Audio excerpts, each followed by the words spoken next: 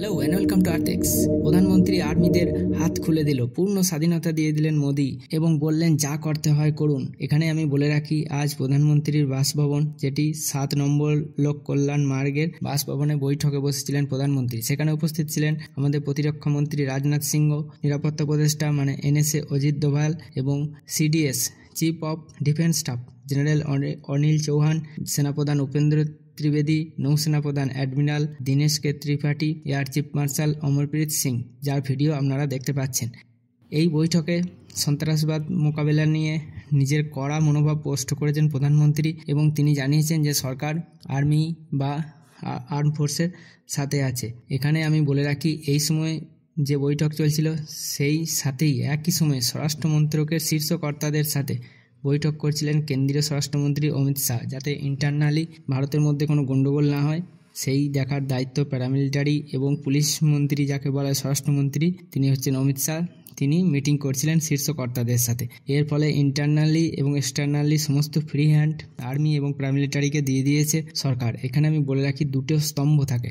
সে একটা হচ্ছে আর্মি, যার হেড আর্ম ফোর্স, যার হেড অফ আর্ম ফোর্স হয় প্রেসিডেন্ট, কিন্তু সরকার পক্ষ থেকে বা মন্ত্রিসভা থেকে লিখিত রিকোয়েস্ট না গেলে কখনোই কোনো দেশের ওপর অ্যাটাক করে না।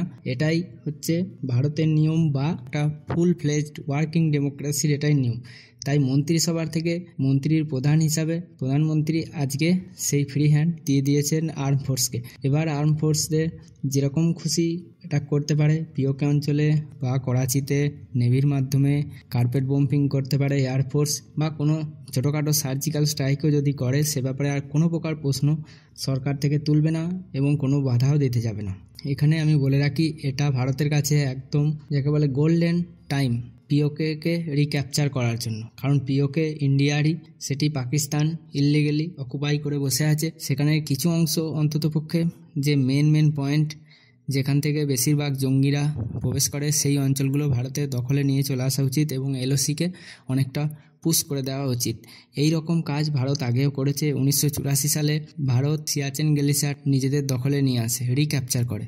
এতদিন পর্যন্ত এত ওপরে কোনো দেশেরই সেনা পৌঁছাতে পারেনি, কিন্তু ইন্ডিয়ান আর্মি সবার আগে পৌঁছে যায় এবং আজ পর্যন্ত সেটা আমাদেরই দখলে আছে। তো সেরকমই কিছু কাজ করা উচিত।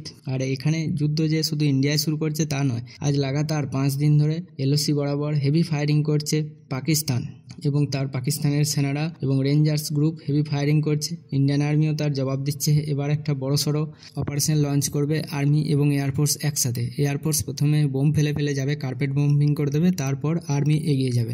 এটা হচ্ছে একদম সেকেন্ড ওয়ার্ল্ড ওয়ারের সময় এই পদ্ধতিতেই হিটলার একসাথে অনেক জায়গা দখল করে নিয়েছিল খুব অল্প সময়ের মধ্যে।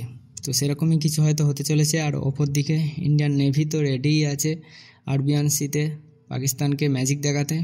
পাকিস্তান এবার হয়তো চোখে অন্ধকার দেখবে। এখানে আরেকটি আপডেট আমি দিয়ে রাখি, সেটি হচ্ছে তালিবান সরকারের সাথে মিটিং করছে এখন ভারতীয় যে টপ ক্লাস ডিপ্লোম্যাট আছে তারা।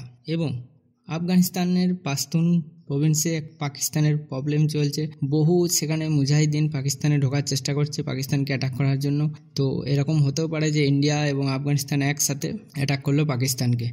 ইন্ডিয়ায় ম্যাসিভ অ্যাটাক আনবে এবং ছোটোখাটো যে গরিলা ওয়ারফেয়ার, তার মাধ্যমে হয়তো আফগানিস্তানও পাকিস্তানের বিরাট বড় অংশ দখল করে নিতে পারে, বিশেষ করে পাশতুন এলাকা। তো এই ছিল আজকের আপডেট। বন্ধুরা, এই চ্যানেলটি অবশ্যই সাবস্ক্রাইব করে রাখুন।